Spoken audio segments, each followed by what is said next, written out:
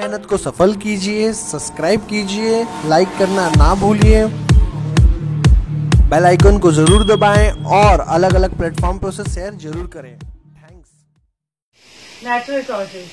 Human need can be satisfied partially or completely through the resources. हमारे जो needs हैं वो satisfied हो सकते हैं natural resources की वजह से there are thousands of elements in the nature but we cannot call of them resources. Thousands of चीजें elements हैं नेचर के अंदर मिलती हैं पर उसको हम resources नहीं कह सकते. This element can be called resources only when they are realized by a man through his special knowledge and expertise. वो जो चीजें हम रिसोर्सेज कहते हैं जो मैन जो है यूज करता है वो अपने स्पेशल नॉलेज से और अपने एक्सपर्टीज से. In other word the things on which the man is dependent human need can be fulfilled by them and man has the physical and intellectual capacity to utilize them can be called as resources. और human in other अगर दूसरे word में देखा जाए तो things जो भी चीजें हैं विच द मैन डिपेंडेंट जिसपे हम डिपेंड करते हैं और human needs can be fulfil उससे हमारे नीड फुलफिल होते हैं as the physical and intellectual capacity to utilize them can be called resources. और फिजिकली और इंटेलेक्चुअल कैपेसिटी के थ्रू यूटिलाइज करते हैं हम उसे हम रिसोर्सेज कहते हैं. In this way any things which is use to fulfil the human need become a resources. इस तरह से तो जो भी चीज हमारे नीड को सेटिस्फाइड करते हैं उसे हम क्या कहते हैं resources. In Asian time man did not know about the mineral buried within the land. Asian time में मैन को नहीं पता था कि मिनरल्स हैं लैंड के अंदर. So this were not the resources at that time. और उस टाइम पर रिसोर्सेज नहीं थे. But today these are extremely useful due to their utility and the developed technique of mining. और आज की डेट में ये बहुत ही यूजफुल है क्योंकि टेक्निकली वो जो है डेवलपमेंट माइनिंग जो है वो डेवलप्ड हो गई है. The natural resources should have both the virtue of utility and capacity to work. The resources are made of interact of 3. Resources जो है वो इंटरेक्शन होते हैं 3 चीजों का, nature, man and culture. Use of resources are useful to us in many way. Resources जो है वो बहुत सारे वे में यूजफुल है. We learn about it role gradually at every stage of human life. हम इसके जो रोल है वो हर एक स्टेज पे हम ह्यूमन लाइफ के we learn about it role उसके रोल के बारे में हम हर एक स्टेज पे जानते हैं. All activity from agriculture to industries ultimately depend on natural resources. हर एक एक्टिविटी जो है एग्रीकल्चर से लेकर इंडस्ट्रीज तक वो डिपेंड करती है नेचुरल रिसोर्सेज पे. Let us know more about it. Resources as a food. Various food requirement of man are compiled by various resources. Various food requirement जो है वो compiled है किससे? Various resources से. Fruit grown naturally. Various crops obtained through the agriculture. Milk and its product and meat obtained through the domestic and animal. Fish and other aquatic animal from reservoirs. Honey spread by the honey bees etc. are used as a food item. और ये सारी चीजें जो है ना हम use करते हैं रिसोर्सेज के थ्रू और फूड आइटम के through. Resources as source of raw material. Resources जो है वो सोर्स है रॉ मटेरियल के. Various good obtained from a forest, agro product, wool, hides and meat available from any animals, mineral, ores etc. form the raw material for many industries. और various good जो obtain होते हैं forest से, agro product से, वूल से, hide से, वो सारे रॉ मटेरियल की तरह यूज होते हैं इंडस्ट्रीज में. Resources as energy resources. We use coal, petroleum, natural gas, etc. as fuel in industries as well as domestic fuel. हम यूज करते हैं कोल को, पेट्रोलियम को, नेचुरल गैस को फ्यूल की तरह इंडस्ट्रीज में और domestic fuel as a domestic fuel also. Beside energy can be generated through solar insolation. और एनर्जी जो है वो डेवलप जनरेट होता है सोलर एनर्जी से, विंड से, सी से, वेव से, टाइड से and abs and waterfall etcetera. इस थ्रू ये सारी चीजों से भी एनर्जी जो है वो बनता है, जनरेट होता है. Type of resources, resources are classified as follow on the basis of ownership, ownership के बेसिस पे हम क्लासिफाइड करते हैं, on the basis of re availability, उसकी अवेलेबिलिटी के ऊपर से, और on the basis of distribution centre. Following are the type of resources on the basis of ownership, ये सारे टाइप्स है ऑनरशिप के बेसिस पे resources. Let us understand this through the table. Ownership, individual resources own by an individual और a family. Individual resources जो होती है वो ओन करती है कौन, इंडिविजुअल या family. Land and building, national resources own by a country और अ रीजन, नेशनल रिसोर्सेज जो है वो ओन करती है कंट्री या एक रीजन, एक state. Army, international trade. Global resources, all physical और non physical resources which are use for human welfare. और ग्लोबल रिसोर्सेज वो होती है जो फिजिकल और नॉन फिजिकल रिसोर्सेज होती है जो ह्यूमन के वेलफेयर के लिए होती है।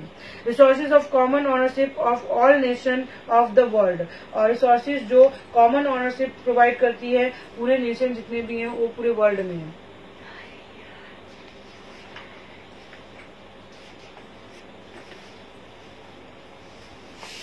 Resources can be classified as following on the basis of their distribution. According to distribution area, universal resources detail useful gases in the atmosphere. Example, oxygen and nitrogen. Universal resources जो है वो useful gases है और oxygen और nitrogen. Generally available resources, generally हर जगह पे available resources, easily available. Land, soil, water, pasture land, ये सारे इजिली अवेलेबल रिसोर्सेज है। Rare resources, those available at limited places, और रेयर रिसोर्सेज जो लिमिटेड प्लेसेस पे होते हैं। Mineral like coal, petroleum, copper, gold, uranium etcetera, ये सारे लिमिटेड रेयर रिसोर्सेज है। Solitary resources, mineral available only at one और two place in the world, और वो मिनरल्स जो एक या दो जगह पे ही पाए जाते हैं पूरे वर्ल्ड में। Cryolite which is available only in Greenland, और ये एक मिनरल है जो खाली ग्रीनलैंड में ही पाया जाता है। You would understand detail of two type. Resources can be classified by other method also. Wherein this can be classified into two types as a renewable and non-renewable resources. Resources को और सारे way में भी classified करते हैं, जिसमें से एक वे जो है वो renewable and non-renewable resources है। Some resources produce themselves as per their uses during a specific time. In other word this are inexhaustible. कुछ रिसोर्सेज जो होती हैं वो क्या होती है, कुछ रिसोर्सेज जो होती है वापस बन जाती है, वापस रीजनरेट हो जाती हैं। तो ये जो रिसोर्सेज होती है इनएग्जॉस्टिबल होती हैं। Solar, insolation, wind, bird, animal, biosphere etcetera, ये सारी जो है वो इनएग्जॉस्टिबल रिसोर्सेज है। Fall under this category, this are called renewable resources, और ये सारे रिन्यूएबल रिसोर्सेज है जो एक बार वापस रीजनरेट हो सकती है, वापस ऑब्टेन हो सकती है। Non renewable resources are those which can not be reuse once they are used as they can not be produce और can not be reform in near future. और नॉन रिन्यूएबल रिसोर्सेज वो होती है जो वापस बन नहीं सकती हैं, ठीक है, फ्यूचर में आपको अगर एक बार खत्म हो गई तो आपको फ्यूचर में देखने को भी नहीं मिलेगी। Mineral, coal, natural gas, petroleum etcetera are included इस कैटेगरी, और ये सारे जो रिसोर्सेज है वो इस कैटेगरी में इंक्लूडेड है। Planning and conservation of resources, हम रिसोर्सेज के लिए क्या प्लानिंग करें और कैसे हम उसे कंजर्व कर सके। Human needs are unlimited while the resources are limited, हमारे जो नीड्स है बहुत अनलिमिटेड है पर रिसोर्सेज जो क्या है वो लिमिटेड है। During last 100 years uses of the resources has increased very much due to the extraordinary development in science and technology. Last 100 years से क्या हुआ कि साइंस और टेक्नोलॉजी में डेवलप होने में हमने रिसोर्सेज का बहुत यूज किया। Due to the population explosion, such implication will have to be experience in future if serious thought is not given to the matter. और जिस तरह से पॉपुलेशन बढ़ता जा रहा है और हम रिसोर्सेज यूज कर रहे हैं, अगर हम उसे अच्छे से यूज नहीं करेंगे तो सीरियस जो रिसोर्सेज है वो क्या हो जाएंगी, खत्म हो जाएंगी।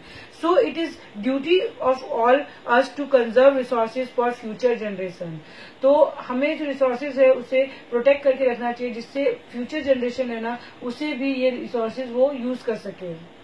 Resources should be conserve and should be use rationally, और रिसोर्सेज को हमें प्रिजर्व करना चाहिए और उसे प्रॉपर तरीके से यूज करना चाहिए। The word conservation is directly related to the scarcity of resources. जो वर्ड कंजर्वेशन है वो डायरेक्टली रिलेट करता है स्कैरसिटी ऑफ रिसोर्सेज से। If the resources are exploited at the current rate where they are exploited haphazardly and irrationally, then it will be a dream to maintain the development and the current lifestyle। अगर हम इसी तरह से अगर recklessly हम क्या करेंगे, resources को यूज करते रहेंगे, तो हम फ्यूचर में जो रिसोर्सेज है वो बचेंगे नहीं और हमारी जो लाइफस्टाइल है आज की तरह हम उस तरह हम रह नहीं पाएंगे। It include things like it rational uses, it conserve and re use, और उसको हम प्रॉपरली हमें यूज करने चाहिए और उसको वापस री यूज कर सके तो हम री यूज करके उसे यूज करें। When there is a danger of existence on the life of a tree or human life, the arrangement made for it is called conservation। जब भी कोई चीज खतरे में आ जाती है, ट्री और ह्यूमन लाइफ, तो उसे हम उसके अरेंजमेंट को बनाने को हम कंजर्वेशन कहते हैं। Let us understand about the planning and conservation of resources in detail। First of all, gather information about the availability of utilized, unutilized and probable resources on any region of our country as unit। पहले तो हमें information gather करना चाहिए कौन सी resources हम utilise कर रहे हैं, कौन नॉन यूटिलाइज कर रहे हैं और कौन अभी यूज में नहीं है कोई भी कंट्री से और कितने यूनिट में है। The source of which are limited are non renewable. जो भी सोर्स जो उनके जो सोर्स है जो लिमिटेड है वो नॉन रिन्यूएबल है। Should be exploited scientifically and should be use only where it is necessary to use them, और उसको वहीं पे यूज करना चाहिए जहां पे यूज कर सके, मतलब नेसेसरी हो तभी यूज करना चाहिए। Attempt should be made to develop those resources the quantity of which can be increase. बहुत सारे रिसोर्सेज को डेवलप करना चाहिए। Attempts should be made to be developed those resources the quantity of which has been increased। और attempt करना चाहिए कि जो वो सारे रिसोर्सेज यूज करे जिसकी क्वांटिटी जो है ज्यादातर जो भी रिसोर्सेज है उनकी क्वांटिटी जो है ना वो इंक्रीज होती रहे। The resources which are cheaper and are easily available should not be wasted. जो भी रिसोर्सेज चीप है और इजिली अवेलेबल है उसको वेस्ट नहीं करना चाहिए, but instead they should be use sparingly for a future use, और उसको एकदम समझदारी के साथ यूज करना चाहिए जिससे वो फ्यूचर में भी हम यूज कर सके। Those resources which are in limited quality should be conserved। और जो भी resources जो limited numbers में है उनको हमें conserve करना चाहिए, protect करना चाहिए। Finding it alternative option through the technical development is favorable in long term। और alternative option जो होता है ना वो find करना चाहिए उस resources के। Necessary laws should be formed for the conservation of resources। necessary laws बनाने चाहिए उस resources को कंजर्व करने के लिए। And should B enforce strictly, और उसे स्ट्रिक्टली अप्लाई करना चाहिए। Citizen should be well acquainted with all fact associated with the rational uses of resources and public awareness should be cultivated. और सिटीजन्स को भी बताना चाहिए कि जो रिसोर्सेज है उसको प्रॉपर तरीके से यूज करना चाहिए, उसको वेस्टेज नहीं करना चाहिए, और अवेयरनेस भी पीपल्स के अंदर डालना चाहिए रिसोर्सेज को लेके। So soil formation, generally the part of the surface of the earth wherein the vegetation grow is known as soil। जो पार्ट जहाँ पे वेजिटेशन ग्रो होता है अर्थ सरफेस पे उसे हम सॉइल कहते हैं। The soil is thin layer compose of various element on the surface of earth. Soil जो होती है वो थिन लेयर होती है और वो वेरियस कंपोनेंट होता है उसके अंदर अर्थ सरफेस पे। Mineral, humidity, humus and air are mixed up in it. और मिनरल, ह्यूमिडिटी, ह्यूमस और ये सारी चीजें इसके अंदर मिक्स होती है। The parental rock lie below the soil, और पेरेंटल रॉक जो है वो सॉइल के अंदर मिला होता है। Soil is formed due to the material available through the denudation, biotic remains, humidity and air get mixed up with it। और soil जो है ये सारी चीजों से मिलकर बनती है। In other word, the soil is a natural mixture of mineral and biotic element। Other word में जो सॉइल है वो नेचुरल मिक्सचर है मिनरल और बायोटिक एलिमेंट्स का, which have the capacity to grow and develop vegetation, जिसके अंदर capacity होती है वेजिटेशन को ग्रो करने के लिए और डेवलप करने के लिए। Soil, the upper most layer of the crust of the earth is called soil. जो अपर मोस्ट लेयर है उसे हम सॉइल कहते हैं। Content which contains mineral and biotic element necessary for the growth and development of vegetation, जिसके अंदर mineral और biotic elements होते हैं जो बहुत इंपॉर्टेंट होते हैं ग्रोथ डेवलपमेंट और वेजिटेशन के लिए। Although their proportion is not the same everywhere, पर हर जगह पे ये जो इनके प्रोपोर्शन जो है वो सेम नहीं होते। Thus soil is the layer और the surface of the matter form due to the mixture of scattered material of parental rock and vegetation. और सॉइल जो है वो मिक्सचर होता है पेरेंटल रॉक और वेजिटेशन का। Factor of denudation prepare very thin layer through the denudation of rock, और जो डिन्यूरेशन है उसकी वजह से बहुत थिन लेयर जो होता है रॉक का वो पाया जाता है सॉइल के अंदर। The humus form due to the disintegration और डीके ऑफ वेजिटेशन, और ह्यूमस भी पाया जाता है सॉइल के अंदर। और insect is added to this, और इसके अंदर इंसेक्ट और वेजिटेशन और ये सारी चीजों की वजह से जो ह्यूमस है ना वो फॉर्म होती है। Thus this biotic element play an important role in the development of vegetation, और ये जो चीज है वो बहुत इंपॉर्टेंट रोल प्ले करता है वेजिटेशन के अंदर। The climatic impact in the duration of the soil formation is so important and widespread that soil formed of different type of rock is that reason over a long time is the same. The climatic impact in the duration of the soil formation is so important, जो climatic impact है soil formation का वो इतना important and widespread that soil form of different type of rock in that region for a long time is the same. So the soil form out of the same parental rock under different climatic influence is different. Soil are classified on the basis of their color, climate and parental rock structure humus. इसलिए हर जगह का जो soil होता है वो अलग होता है, और सॉइल पेरेंटल रॉक की वजह से इन्फ्लुएंस की वजह से वो डिफरेंट होता है। इसलिए जो सॉइल है उसकी colours, parental rock structure, humus अलग अलग होती है हर एक सॉइल की। Type of soil. Recently, India Council of Agriculture Research (ICAR) has divided the soil of India into 8 types. Indian council agriculture research की जो है उन्होंने डिवाइड किया इंडियन सॉइल को 8 टाइप्स में। Of this the mountain soil and forest soil are found at different altitude. इसमें जो mountain soil है और फॉरेस्ट सॉइल है वो डिफरेंट लैटिट्यूड पे पाए जाते हैं। In mountainous region, alluvial soil, red soil, black soil, laterite soil, terrace soil, mountain soil, forest soil, marshy or peaty soil. Alluvial soil. This type of soil is spread over about 43% of the total area of India. ये जो soil है वो 43% जगह पे पाई जाती है। This soil is found in the northern plain from the Brahmaputra Valley in the east up to Satluj in the west. और ये जो सॉइल है वो ब्रह्मपुत्र वैली में पाई जाती है ईस्ट से सतलुज वैली में वेस्ट में। एंड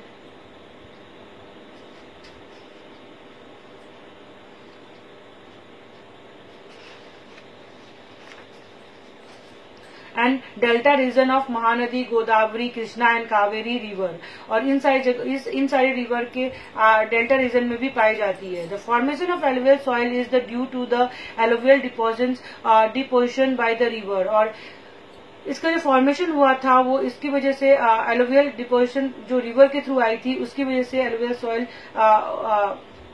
बनी थी। There are more proportion of the potash, phosphoric acid and limestone in the soil, और बहुत सारा प्रोपोर्शन होता है इसमें पोटस का, फॉस्फरिक एसिड का और लाइमस्टोन का। And there is less proportion of nitrogen, humus, और ये सारी चीजें जो होती है इस सॉइल के अंदर नाइट्रोजन और ह्यूमस कम होती है। It pulses are grown in the soil, the nitrogen content can be stabilise. अगर पल्सेज हम इसके अंदर ग्रो करेंगे, दालें अगर ग्रो करेंगे तो इसके जो नाइट्रोजन कंटेंट है ना वो अच्छे हो जाएंगे। Crop like wheat, paddy, sugar cane, jute, cotton, maize, soil seed etcetera can be grown in this soil, और ये सारी चीजें जो है ना वो ग्रो होती है सॉइल में। यहाँ पे आपको दिया हुआ है major soil type of India, आपको मैप में यहाँ पे दिया हुआ है। Red soil, it occupied about 19% of the total land of India. ये 19% जो है वो ऑक्यूपाइड करता है। It spread from Tamil Nadu in the peninsular India up to Bundelkhand in the north. ये तमिलनाडु से लेकर पेनिसुलर बुंदेलखंड नॉर्थ में, and from Rajmahal hill in the east up to Kutch in the west, यहाँ तक फैला हुआ है। Such soil is found in some part of Rajasthan, और ये जो सॉइल है वो कुछ पार्टों में पाया जाता है राजस्थान के भी। Soil is red in color due to the presence of ferric oxide and it become yellow as we go down. इसके अंदर फेरिक ऑक्साइड होता है, इसकी वजह से इसका रेड कलर है, और जैसे जैसे नीचे जाते हैं आप तो इसका जो कलर है वो चेंज होता है येलो में। lime, grazal and carbonate are not found in this soil. Lime, grazal और carbonate जो है इसमें नहीं पाए जाते हैं. There is a deficiency of limes, magnesium, phosphate, nitrogen, potash in this soil. और ये सारे जो minerals हैं वो भी नहीं पाए जाते हैं. Crop like millet, cotton, wheat, jowar, linseed, groundnut, potato etc. are grown in this soil. और ये सारे crop जो है ना इस soil में grow होते हैं. Black soil, black और ragur soil cover about 15% of the total area of India. Black soil जो है वो 15% में पाया जाता है और उसे ragur soil भी कहते हैं. The soil was formed due to the spreading of Deccan lava. और ये जो soil है वो लावा की वजह से, Deccan lava की वजह से spread होता है. Such soil is found in entire Maharashtra, Western Madhya Pradesh, Andhra Pradesh and certain part of Karnataka. और ये जो soil है इन सारी जगह पाया जाता है. In गुजरात, सूरत, भरूच, नर्मदा, वडोदरा, तापी, दंग district have this type of soil. और ये गुजरात में भी इन सारी जगहों पे आपको black soil मिलता है. Lava, rock and climate play an important role in the formation of such soil. और लावा जो रॉक है और क्लाइमेट जो है वो बहुत इंपॉर्टेंट रोल फॉर्म करता है इस सॉइल को बनाने में. There is a more proportion of iron, limes, calcium, potash, aluminium, magnesium, carbonate in this type of soil. और इसमें ये सारे मिनरल्स आपको पाए जाते हैं. It is considered to be quite fertile. और ये जो soil होता है बहुत fertile होता है. Soil also has the capacity of retaining more moisture. और ये soil की capacity होती है कि बहुत सारा moisture है ना उसको retain कर लेता है. Wherever this moisture dries up, they develop fissures. और अगर ये moisture क्या हो जाते हैं कि ड्राई हो जाते, सूख जाते तो उसके अंदर खड्डे पड़ जाते हैं, होल्स हो जाते हैं. Crop like cotton, linseed, mustard, groundnut, tobacco and udad are grown in this soil. और ये सारे जिस crops है वो grow होते हैं. As it more suitable to the cotton, the soil is also known as black cotton soil. और ये ज्यादातर cotton के लिए suitable होता है इसलिए इसको हम black cotton soil भी कहते हैं. Laterite soil. The name laterite is derived from the Latin word later, which means a brick. ये Latin word से आया, इसका मतलब later का मतलब होता है brick. It is red color is due to the iron oxide. और इसका red color जो होता है वो iron oxide की वजह से होता है.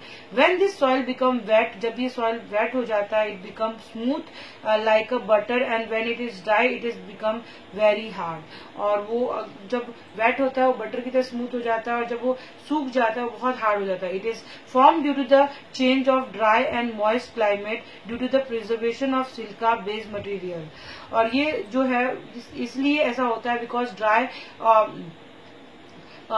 और मॉइस्ट क्लाइमेट होता है और इसके अंदर सिल्का बेस्ड मटेरियल्स होते हैं.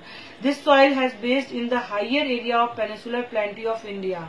और ये हायर एरिया में प्लेंट्यूज के पास पाए जाते हैं. The soil contain more of iron, potash and aluminium.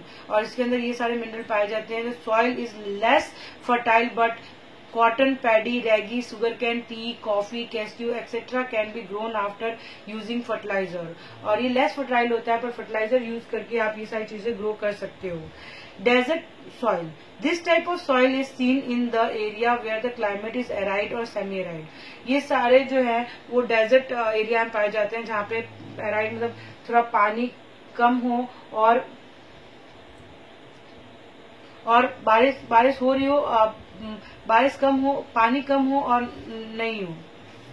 The soil is sandy and infertile. It contains more dissolved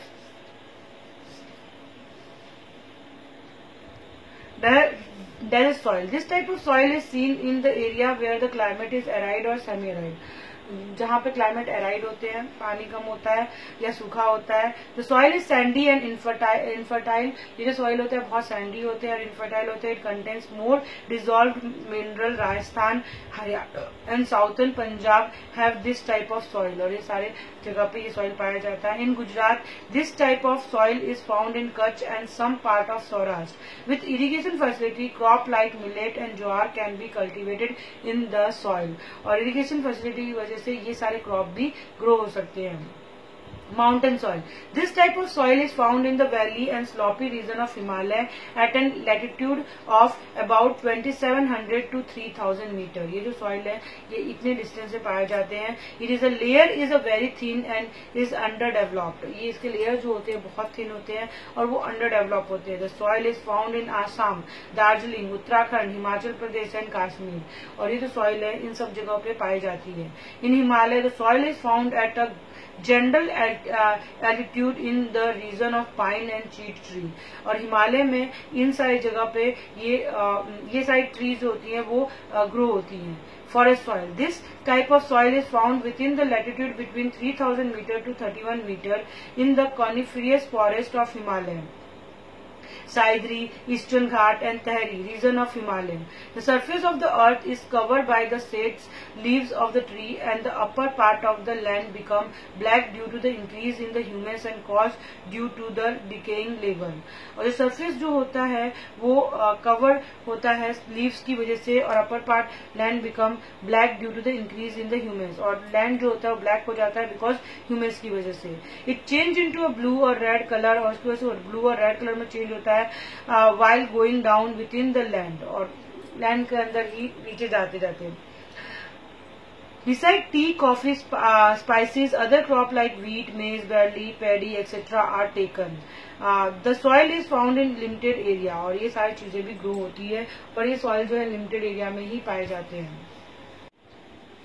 marshy और peat soil. This type of soil develop in humid region. ये soil जो humid region में पाए जाते हैं due to the accumulation of biotic element, क्योंकि इसमें बहुत सारा बायोटिक एलिमेंट एक्यूमुलेट होता है. ड्यूरिंग रेनी सीजन के टाइम पे this land is submerge under water. और ये जो लैंड होते हैं वाटर के अंदर डूब जाते हैं. And when the water recede, जब वाटर कम होते हैं, paddy can be grown in it. और इसके अंदर पैडी ग्रो किए जाते हैं. There is an excess of biotic element and mineral in such soil.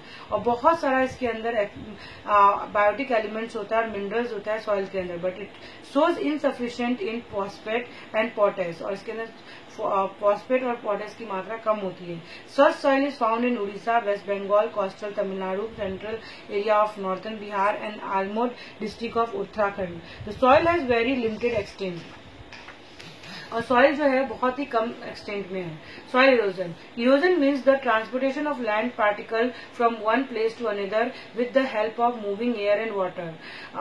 Erosion का मतलब होता है कि लैंड पार्टिकल जो एक जगह से दूसरी जगह मूव करते हैं एयर और वाटर के through. In other word the faster transportation of particle of the surface land to other place by natural force. In other word, the faster transportation of particle of surface land, other word में कि faster transportation होता है surface land का other place to natural force के through.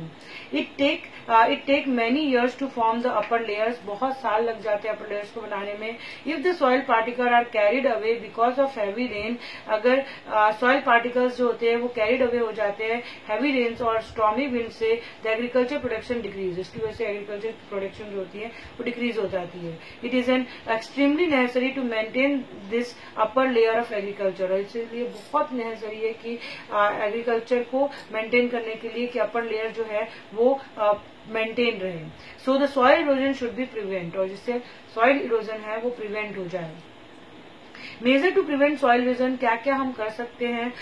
Control the grazing activity on the land. हमें जो grazing activity animal को जो हम ग्रेज करते हैं वो हमें कंट्रोल करना पड़ेगा. Plantation should be carried out in contour method in sloping region. और जो भी स्लॉपी रीजन है वहां पे आपको जो किनारे का जो पार्ट है वहां पे आपको प्लांटेशन ग्रो करना पड़ेगा. Plant tree in fallow land. और जो भी खाली लैंड है वहां पे आपको ट्री प्लांट करनी पड़ेगी. Construct check dam where there are stream. और जहां पे भी स्ट्रीम्स हैं, रिवर्स हैं, तो वहां पे क्या करना है कि आपको चेक डैम्स बनाने हैं. Cultivate very deeply in the field to reduce the speed of water. और कोई भी चीज बहुत डीप कल्टीवेट करना है जिससे जो वाटर है उसकी जो स्पीड है वो रिड्यूस हो जाए. Soil conservation. हम सॉइल को कैसे प्रोटेक्ट कर सकते हैं. Soil conservation means to prevent the soil erosion and to maintain it quality. Soil conservation का मतलब क्या होता है कि सॉइल इरोजन से बचाना और मेंटेन करना सॉइल की क्वालिटी को।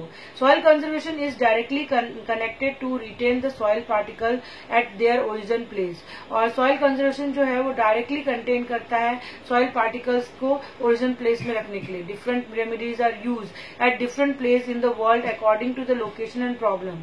और डिफरेंट चीजें यूज किया जा, रेमेडीज यूज की जाती है डिफरेंट प्लेस वर्ल्ड में, जिससे सॉइल को अच्छा बना के रख सके। If the soil is not conserved then there are chance of flood which enhance the risk against life and property। अगर सॉइल को हम प्रोटेक्ट नहीं करेंगे तो बहुत सारे चांसेस है कि फ्लड की वजह से हमारी जो सॉइल है वो तो खराब होगी और हमारी जो प्रॉपर्टी है वो भी नुकसान होगा। Soil conservation is very necessary, much necessary, इसलिए सॉइल कंजर्वेशन बहुत ही ज्यादा नेसेसरी है। Remedies of soil conservation: the root of the tree in forest covers hold up the soil particles। जो रूट्स होती है ट्री की वो बहुत हेल्प करती है सॉइल को पकड़ के रखने में।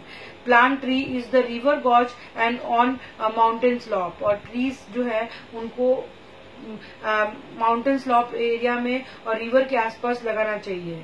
अ series of trees should be green grown near a desert region. और बहुत सारे ट्रीज है ना डेजर्ट एरिया में लगाना चाहिए to prevent the wind with more velocity, जिससे जो विंड का जो खतरा है ना वो रुक जाए। It will stop the advancing desert. और इसकी वजह से क्या होगा, तो डेजर्ट की जो सिचुएशन होती है वो नहीं होगी।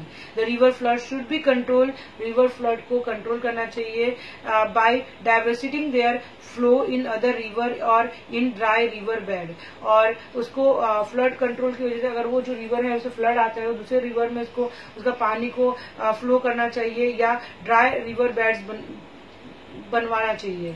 The unrestricted pasture लूजन the soil layer on the mountain, it should be prevented. और पेस्चरिंग की वजह से जो सॉइल लेयर होता है ना माउंटेन के अंदर, वो क्या हो जाता है, वो खराब हो जाता है, इसके लिए उससे भी हमें प्रिवेंट करना चाहिए। Method like horizontal cultivation, terrace farm etcetera should be implemented. और मेथड जो होते हैं हॉरिजेंटल कल्टीवेशन का, टेरेस फार्मिंग का, वो भी इम्प्लीमेंट करना चाहिए। Humus content should be added to the soil which has lost it fertility. और ह्यूमस जो होता है ना वो ऐड करना चाहिए सॉइल में, जिसकी वजह से जो फर्टिलिटी है ना वो जो भी सॉइल में लॉस्ट हुई है। By humus content should be added. Humus को ऐड करना चाहिए ज्यादातर जो भी सॉइल में फर्टिलिटी चली गई है। Bye implementing this remedies soil can be conserve. और इस रेमेडीज की वजह से सॉइल को कंजर्व कर सकते हैं। This conservation of soil is a strong necessity today. और ये जो कंजर्वेशन है सॉइल की सबसे बड़ी नेसेसिटी है। Government, society and the people should work together for it conservation. और गवर्नमेंट, सोसाइटी और पीपल सभी लोगों को इसको कंजर्व करने के लिए, इसको प्रोटेक्ट करने के लिए वर्क करना चाहिए। इसके एक्सरसाइज जो है हम आपको नेक्स्ट वीडियो में बताएंगे। बाय।